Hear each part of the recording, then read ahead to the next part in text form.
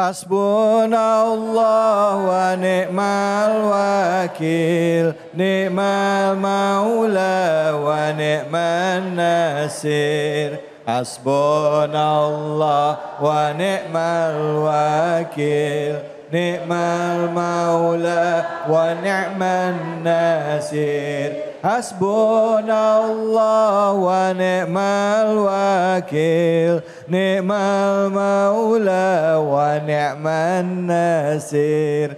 Hasbunallah wa ni'mal wakil, ni'mal maula wa ni'man nasir. Setelah capek berusaha, sudah kita melakukan ikhtiar, hasil akhirnya kita serahkan kepada Allah. Apakah berhasil atau tidak, itulah yang terbaik dari Allah. Setelah kita berusaha, berdoa, menyerahkan kepada Allah sambil dalam hati berkata, hasbunallah wa ni'mal wakil, ni'mal maula wa ni'man nasir. Bu, Pak, siapa yang mau nanya silakan angkat tangannya.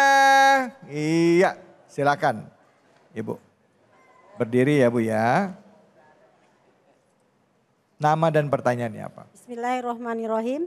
Assalamualaikum warahmatullahi wabarakatuh. Waalaikumsalam warahmatullahi wabarakatuh.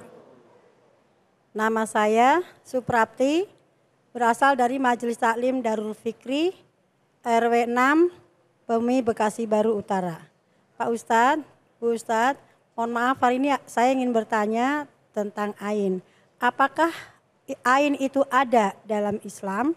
Kemudian dan bagaimana cara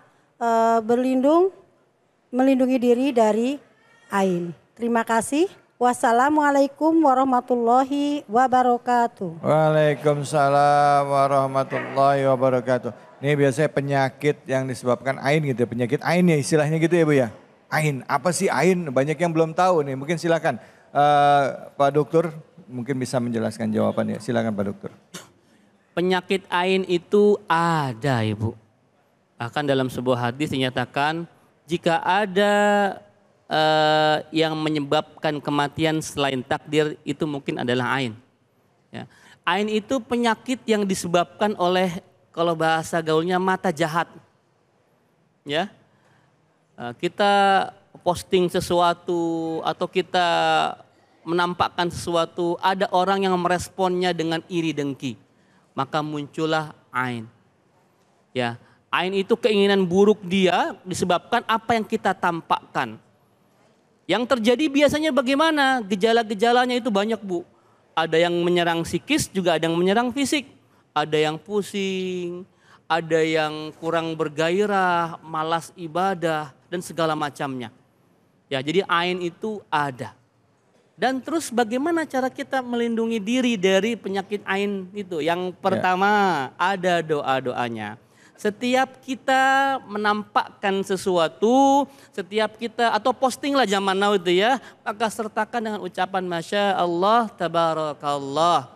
Atau ibu lagi dipuji, ibu cantik amat. Ibu yang nanya siapa Bu tadi? Ibu Suprapti. Masya Allah, Bu Suprapti cantik. Jangan begini, siapa dulu, nggak begitu jawabannya. Mama kalau dipuji begitu. Iya. Bapak Ibu ketika dipuji maka ucapkanlah hadza min fadli rabbi. Seperti doa Nabi Sulaiman bahwa semua ini adalah anugerah Tuhanku. Jangan kegeeran. Boleh jadi orang memuji ibu itu basa-basi padahal sirik sama ibu, iri sama ibu. Ya, itu ya. Lalu yang kedua, perbanyak zikir Bu. Karena ain itu nggak akan pernah bisa menyerang kita yang penuh dengan zikrullah. Oh. Ya. Orang-orang yang kosong, sering pamer tertarik ya. Itu pasti gampang dimasuki oleh ain. Iya, iya. Ya. Yang ketiga yang paling gampang, jangan sering-sering pamer. Nah, ini penting ya. Karena kita tidak bisa mencegah orang bereaksi terhadap apapun yang kita posting. Iya, iya. Tidak semua harus ditampakkan ke publik, Bu. Ya, semuanya. Walaupun tujuan kita kadang-kadang macam-macam ya.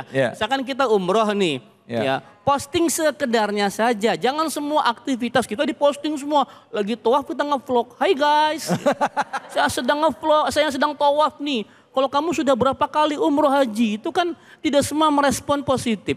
Ya, maka tolong kurang-kuranginlah pamer agar reaksi netizen itu tidak menjadi ain buat kita.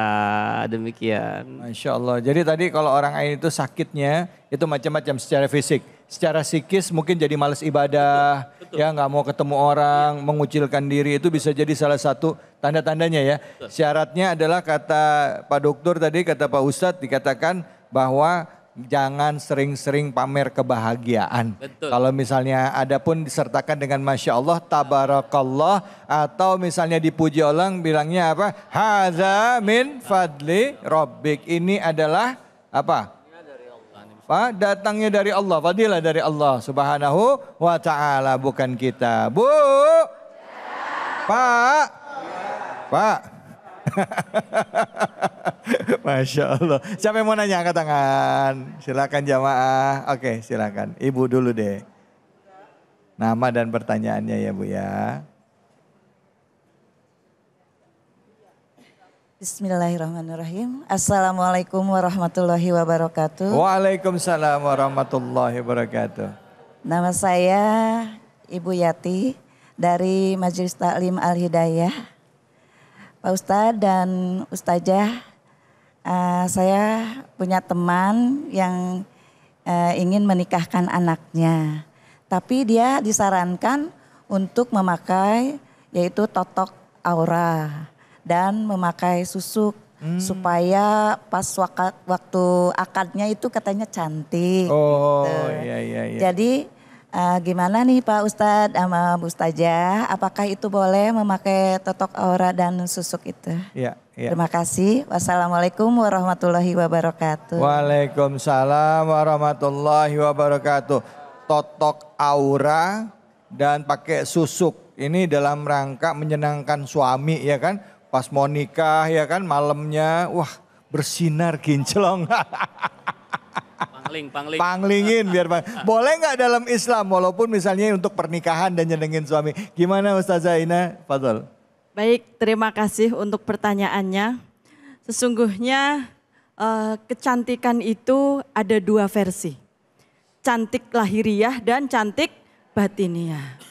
Lalu kecantikan yang terpancar dari sisi lahiriah itu sesungguhnya adalah cerminan dari kecantikan batiniah.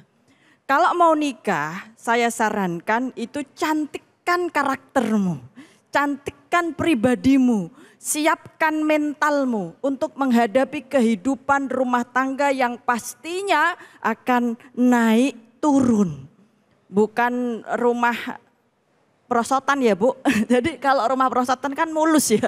Tapi kalau rumah tangga ada naik ada turun. Nah ketika seseorang mau berumah tangga, menghadirkan banyak tamu undangan untuk melangsungkan pernikahan, apakah harus menunjukkan kecantikan lahiriah sehingga mangklingi yang efeknya adalah seperti yang dijelaskan oleh guru kita yaitu penyakit ain, di mana rumah tangganya yang akan berlangsung bahteranya bukan malah justru sakinah mawaddah warahmah, malah terkena penyakit ain, baru beberapa hari pernikahan sudah,